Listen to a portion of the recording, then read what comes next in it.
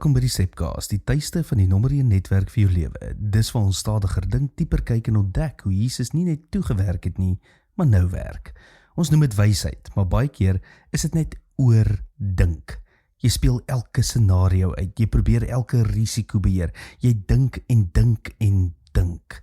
En uiteindelik doen jy niks. Prediker 11 vers 4 sê, wie die wind bly dophou sal nie saai nie, wie na die wolke kyk sal nie oes nie.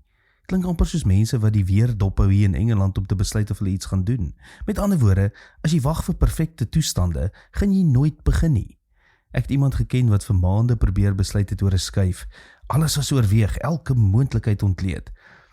Maar sy probleem was nie 'n gebrek aan duidelikheid nie, dit was 'n gebrek aan aksie. En hier is die waarheid.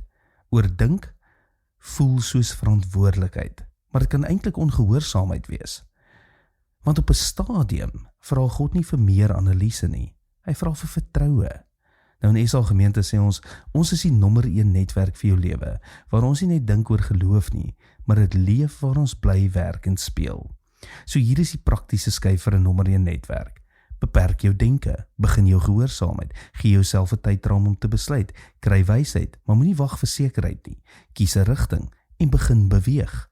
En dan hierdie sleutel, vertrou God genoeg, om nie alles te hoef uitwerk nie, want geloof is nie om alles te verstaan nie, dit is om te beweeg, al verstaan jy nie alles nie.